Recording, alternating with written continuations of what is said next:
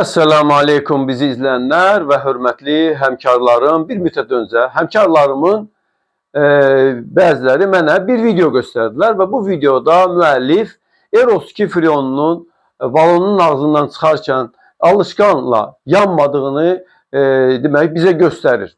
Və bu çox bir məsuliyyətsiz hərəkətdir və bu səbəbdən də biz susmağa yox, bunu geniş izah etməyə qərar verdik. Deməli, siz bilirsiniz ki, biz artıq bu YouTube kanalında 3 ildir fəaliyyət göstəririk və Azərbaycan xalqına yardım edirik. Yəni Azərbaycanda olan ustalara yardım edirik və bunu inşallah son nəfəsimizə qədər edəcəyik. Və biz bu videonu görəndə əlbəttə biganə qala bilməzdik və bu da həqiqətin harada olduğunu istəyirdik ki, dərsimizdə izah edək. Öncə onu deyək ki, qazlar ümumiyyətlə 2 sinifə ayrılır. Toksik olanlar, toksik olmayanlar. Və bu toksik və olanlar və olmayanlar da özü də 3 alt sinifə ayrılır. Toksik olmayanlar A sinifinə, toksik olanlar B sinifinə aiddir. Toksik olmayan, yəni bizim hamımızın işlətdiyi deməli R22, R134A, R410A, R407, 417, 427, 422 və s. kimi freonlar tamamilə toksik olmayan freonlardır. Yəni bu hətta nəfəsimizə getsə belə əlbəttə bir qədər özümüzü pis hiss edərik, amma bu bizim ölümümüzlə nəticələnməz. Amma məsələ burasındadır ki, bu qazlar alovla təmas etdikdə çox zəhərli və öldürücü bir fosgen qazı əmələ gəlir. Ftor tərkibli qazlarda isə həmən fosgen qazının ftorla olan aloqası əmələ gəlir. Yəni bu çox diqqət ediləsi bir məsələdir. Amma bəzi deməli məsələlər var ki, onlara da diqqət yetirməmiz artıq önəmlidir. Bu nədir? Yavaş yanıcı olan qazlar. Bəs bir yavaş yanıcı olmaq məsələsi nə deməkdir? Əvvəl onu deyək ki, biz qaz yanır dedikdə həmən gözümüzün qabağında propan, metan qazı kimi partlayışla nəticələnən qazları nəzərdə tutur. Əslində isə A2L sinifinə daxil olan R32, R1234, XF, ZY kimi qazları göstərə bilərik ki, bu qazlar həqiqətən də çox yavaş yanan qazlardır. Bunların yanma sürəti 10 sm saniyədir. Yəni 1 saniyədə 10 sm uzunluğunda yerdə yana bilir. Bizim o dediyimiz həmkarımızın göstərdiyi videodan sonra digər həmkarlarımız o videonu görüb bizə irad tutmuşlar və biz də onlara həqiqətən bu freonun yanmasını görkəzdik. Amma təbii ki, bu deməli YouTube-da göstəriləsi bir şey deyildir. Bir səbəbdən kanalımıza zərər verməməsi üçün biz onu göstərməyəcəyik. Bilmək lazımdır ki, açıq məkanda edilən təcrübə ilə qapalı məkanda olan təcrübənin arasında mütləq fərq var. Qapalı məkanda həmən qaz oksigenlə gözəl qarışdığına görə yanma üçün çox böyük fürsət əldə edir.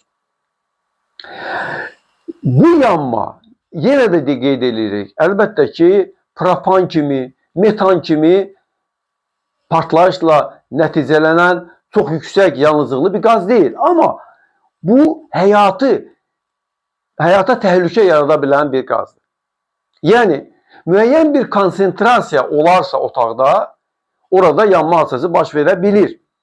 Biz videolarımızın birində indi yadımda nömrəsi Eros 2 freonunun yanması üçün nə olması lazımdır hesabını yapmışdıq və dolayısıyla demişdik ki, təxminən 15 kvadrat metr sahəsi olan və deməli hündürlüyü təxminən 3 metr olan bir otaqda R32-nin yanması üçün, yanğın törətməsi üçün bir balon, yəni təxminən 11 kiloqram freon havaya buraxılmalıdır.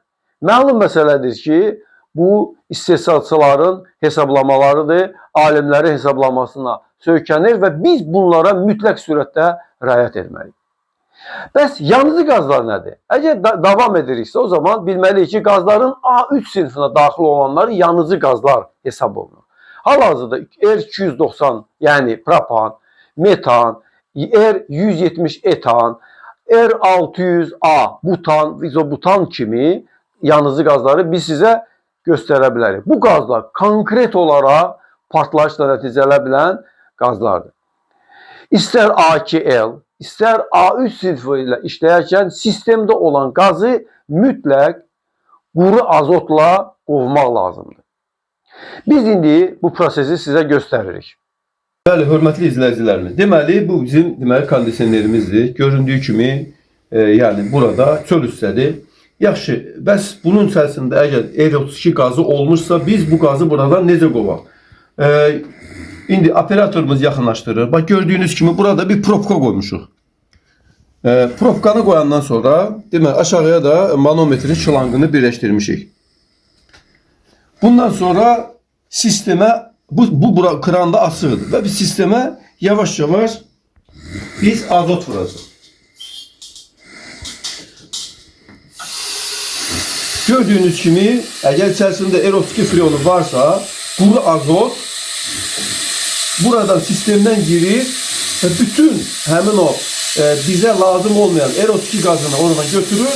Azot özü yanmayan qaz olduğuna görə heç bir problem yaranmır və siz təhlükəsiz sürətdə kompresoru artıq aça bilərsiniz, buradan çıxarda bilərsiniz, yəni qaynaq vasitəsi ayıra bilərsiniz və heç bir problem də olmayacaq. Deməli ki, yanar qaz olmağına baxmayaraq, R32 qazından qorxmaq deyil, onunla işləməyi bacarmaq lazımdır. Hörmətli izləyicilərimiz, bayaq dedik ki, qazları toksik olanlar, toksik olmayanlar deyə iki sinifə bölürük. B sinifindən isə toksik olmayanlar girir. Bu toksik olmayanlar da yenə yanar, yanmaz olaraq üst hissəyə bölünür. Yanmayanların içərisində kükür qazını, yəni R764-ü görkəzə bilərik. Bu toksikdir, amma yanar deyil.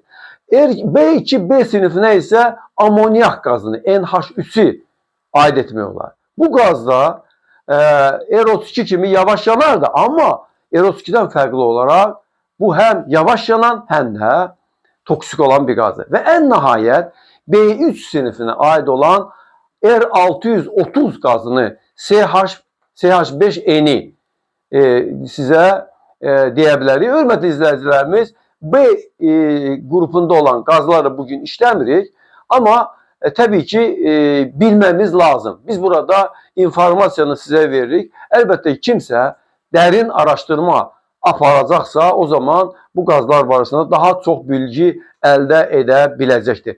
Qeyd etmək istəyirik ki, biz artıq 16 il bundan qabaq yazdığımız kitabı bugün də siz bizdən istədiyiniz təqdirdə biz böyük məmnuniyyətlə biz onu sizə göndərə bilirik. Bir qazın yanır və yaxud yanmır olduğunu bilmək üçün ona demək alışkanla yoxlamaq lazımdır. Sadəcə olaraq bizdən tələb olunan həyati əhəmiyyətli bir məsələdir. Bizdən tələb olunan qaz balonunun üzərindəki işarəyə baxmadır. Əgər qaz balonunun üzərindəki işarə onun yandığını göstərirsə, bizim burada velosipedin 3-cü təkərini izad etməyimizə heç bir ehtiyac yoxdur. Əgər hər hansı bir usta alışkanla yandırmağa cəhd edirsə və bundan sonra bu bir örnək olursa, fransız dilində buna bir presedent deyirlər, presedant. Yəni bu presedent olursa, bundan sonra digər demək zəif məlumatlı bizim kollegalarımız da ehtiyatsızlıq edə bilərlər və nəticədə də bu onların xəsarət almasına, bəzi hallarda isə ölümlə nəticələnə bilməsinə səbəb ola biləcəkdir ki, R32 ilə freonu ilə işləyərkən daimi bu məsələlərə, hörmətli izləyicilərimiz, diqqət yetirmək lazımdır. Biz burada kimisə tənqid etmək kimi bir amacımız yoxdur. Bəli, o videonu çəkən özü də ustadır. Bəli, çox gözəl ustadır bəlkə də. Amma biz onu tanımırıq. Amma biz burada sadəcə müraciət edik ki, gözəl usta. Ola bilər ki, siz yandırdığınız an o qaz yanmaya bilər müəyyən şərtlər çərçivəsində. Amma bir başqa vaxtı hər hansı bir usta siz etdiyinizi qapalı bir məkanda etsə və o ev partlasa və orada bir neçə adamın xəsarət alması kimi söz konusu olarsa, o zaman sizin dediyiniz bir insanın ölümünə səbəb olacaqdır ki, Allah Subhanahu taala bunun mütləq hesabını qiyamət günü sizdən soracaqdır. Bu səbəbdən də əgər bir şeyi biliriksə deyirik, bilməyiriksə demirik. Hörmətli izləyicilərimiz, mən Yusuf müəllim, kondisionerlərin təmiri kitabının müəllifi. Bu kitabı əldə etmək istəyənlər bizə WhatsApp-la müraciət etsinlər. İnşallah biz də kitabı sizə böyük məmnuniyyətlə göndərərik. Əssəlamu aleykum və rəhmətullahi və bərəkatuhu.